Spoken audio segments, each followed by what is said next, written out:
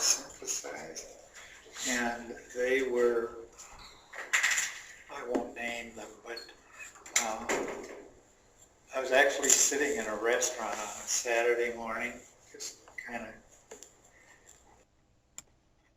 and the stuff just started popping up in my mind, and I drew the outline of it, and then I started developing each section of it, and I did it all on a napkin, and within a year I was going all over the state of California presenting it to schools, and then it ended up I started going around the country doing workshops and presentations, and I did that until I came back to Minnesota, so that must have been about 4 years I did that, 3-4 years. And it had universal application. It could be done to train counselors. I trained probation officers for the state of California. In fact, we got the highest award that year for all of the programs for the Department of Corrections. It was for working with the hostile resident juveniles that were about your age. I didn't look much like you, but I hope not. I don't know what's a delinquent look like. Anyway, that was an exciting project, and for a while I was pretty busy just with that, but I always was teaching at the university. And I also worked for Teacher Corps through the university. And Teacher Corps was going into low socioeconomic areas and trying to bring those students up to their potential. And it was, I like that kind of challenge. So that's where that pretty much ended up. I never did write it. We had written it. Another fellow from UMD and he was kind of my mentor, had it accepted by a journal. They wanted me to do some revisions, and I never did them. So then it wasn't long after that we moved back when my mother's health was failing, and I was at Minnesota State Moorhead. And that's where the academic fitness, that's what we called it then, I call it, program that I developed because they were to provide students who were flunking out with tools and practice in the use of those tools until they became competent and skilled, and developed a routine or a habit so that they became kind of automatic and a preferred way of studying. And that's the program that this book is written about. And that probably, those two things are kind of the highlights of my career. I mean, I loved my career the entire time I was there, but those were my babies, so to speak. I thought them out, implemented them, evaluated them. And so that's that, I guess. That's how you got study skills. Right. Then I switched it to the academic warrior when Cook County Higher Ed asked me to write that. So you switched the title of the book? Or? Well, I switched the title of the program. I didn't call it Academic Fitness. Okay. And the reason the word warrior was in there, that was kind of controversial because a lot of people thought, oh, you're going to get fighters. Mm-hmm. But our intent was, if you've got a mind that you're willing to put up a battle against all challenges, intellectual challenge, you become kind of an intellectual warrior. Mm-hmm. And so I didn't do the cartoons. No, that's okay. All right. Well, thank you so much. I don't think I need much more than that because Okay. that's... They did have a lot more than they're giving themselves credit for. Anyway, then becoming an academic warrior, kind of how to do it. Then let's get honest, and that's the, well, I say, who's in charge of your life? Kind of like the genuine stuff we were talking about last night, like trust kind of thing. No, No, not really. that? Okay. Let's see, what page is that? I haven't looked at this in quite a while.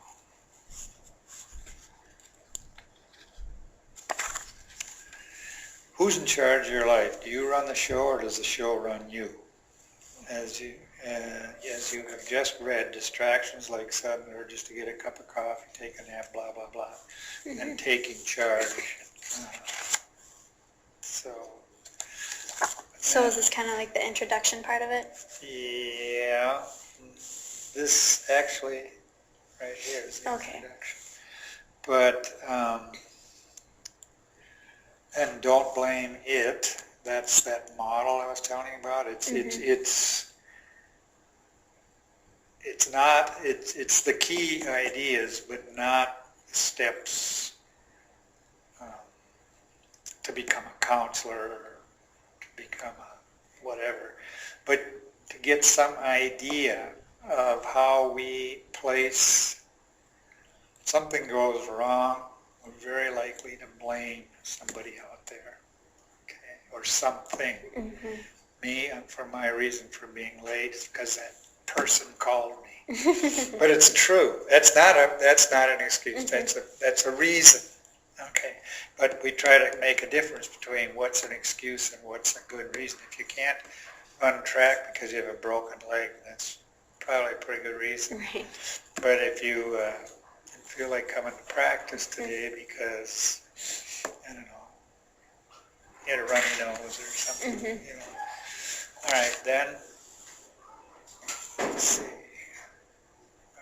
where did I go? Okay, critical thinking, and I talk about that. There's 6, have you ever read Bloom's taxonomy? Have you ever heard of it? Well, he has 6 levels of thinking. And I'll just name them. Or, you read it. Then, okay, we get into memory and mind workouts. You know what a mind workout is? Yeah, like working out your mind. Okay, like asking questions. There you go. And there probably, I'll bet you there isn't 50% of this whole building population that knows that. I don't know, but I'm betting it. Anyway, that's what that's about. Reading textbooks with purpose.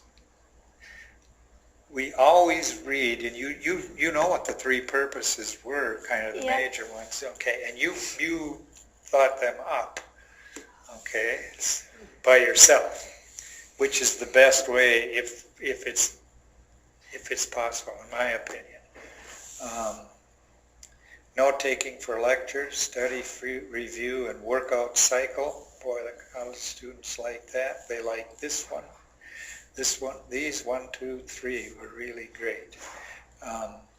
Student and instructor communication, they didn't like that one. Why? But I made them do it anyway.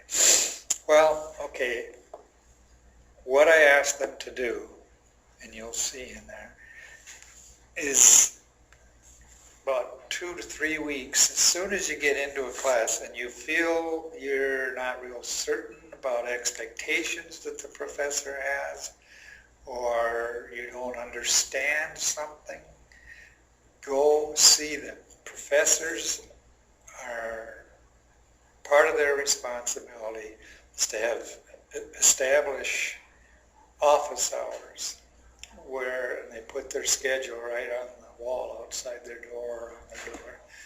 And during those times you can sign up for a period of time with him or her. And I asked them to do 2 things. Bring in your notes and show them to the professor and ask this question: are these notes thorough and comprehensive enough so that if I really master them, I can do reasonably well in your class. And 2 would be, how might I improve my notes? And typically what a professor would say was, oh, wow, this is good, because they use the Cornell system. Secondly, they'd say, well, here's what I did. Okay, now this person is a professor of that subject. Here's what I did when I was a student. Okay, so he's going to show you, or she's going to show you how they did it. And then, when that's done, you kind of thank them. And then you say, all right, now here's what I'd like to do. I want to show you my self-quizzes. And instructors say, what do you mean? Usually they're surprised. In fact, the students all had to write a paper on what happened and transpired at that meeting. And this one student said the professor put his hands up to his face and his head down on his desk and just shook his head. Oh, no. She said, I'm sorry, did I offend you? He says, no. He says, I've been here 16 years and not once have I seen a student create their own self-exam. And it's so simple. It's so simple to do. And I used to tell them, you watch, if you do this the way you're taught and what you're shown, many of your questions will be on the next exam. It might not be in the same words, but they're asking the same question. Because the questions that you make up that are hard for you, They do too. Yeah, and it's on the same, if you're taking English composition, they're not going to ask you something about economics. They're going to talk about something in their class. And so, anyway, I'd have them write it. And they were always happy that they had gone. They resisted it. They didn't want to, I don't like that guy, or I don't like her. She or he are intimidating. Well, go on in, and you're not some puppy on a wax floor. Go on in and assert yourself. But don't go in and say, I need a B or an A, because they may bias, they're going to score lower. Chances are, because they don't, who are you to tell me, kind of thing. And they hold the cards when it comes to grades, pretty much. But here's what would happen. In class, they report that since the appointment and their interaction, the professor would seem like they were just talking to them in class. And they would see him in the hall and call him by first name. One even stopped one near the cafeteria and said, hey, you want a cup of coffee or a soda? It humanized the situation. And the students began to see these professors as people, and the professors began to see them as somebody who's really interested and mature enough to come in and ask these questions. See? And that's one of the things I see in Mr. McHugh's class, or saw yesterday, was he really interacted with those students. Not just, hi, how are you doing? How's your snowmobile or something like that. He engaged them in tough thinking. But they didn't have to be perfect. They didn't have to be, they could come from within, from their own point of view. Well, that's one, I like that. That's probably the best high school class I've observed in years, maybe the best. Was yesterday, I'm going back today, and he better be good. No, I'm kidding. But, all right, then, so there's that one. Studying in the virtual world, I didn't write that part. Test preparation, okay, and conclusion. But, see, there's only 5 pages one has to read. that you have to read. I'll read it, Bob. I promise. You're better than some, say that. But I think you can use some of it. But here's what I would like for you to do, if you will. Okay. And I've already called your mother and dad and said if she doesn't, I'm going to loan them a horse whip. No, I haven't talked to them at all. I haven't. Do they know that you're... Anyway, I'd like to get kind of your general impression. Okay. Is it useful? How could you use it? And how can I improve it? What are its strong points? What are its weak points? That's the first one I've ever written. Okay. And, just want some feedback on it? yeah, and I don't want you to protect me. Okay. Okay, I mean, I don't want you to beat me up either, but I mean, I kind of... I like the way it looks, though. Yeah, I mean, it kind of feels like a notebook more than like a book. Yeah, book. well, okay, who's that written for? Well, it's written for anybody that wants to read it. But typically, if the students that I work for are thinking about going to college and they're scared. Mm-hmm. They may not have paid much attention in high school, or they've been away from school I had one that's been out of high school for 28 years, scared to death, but wanted to become a nurse. So I gave this, I didn't use this book, I don't think I'd written it yet. But anyway, I taught those ideas, and she got a 4.0 in her nursing program, but straight A's, and largely due to employing those simple strategies. You can learn them just by reading it, but then you have to practice them. And so when I conduct a class, I work more as a coach. You bring your work in, or the students bring their work in, that they're actually doing in school. And we use these strategies.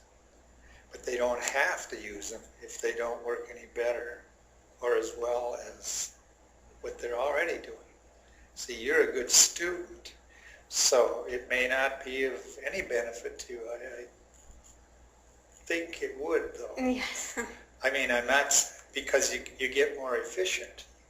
And so time there's even a thing on time management in there, I guess. Yeah, there is. So. All right. Well, I will read this. Okay. Because I gotta keep my mind busy while I do my biking. That's what I do. All right. Okay, can you write me a little one-page I will. thing?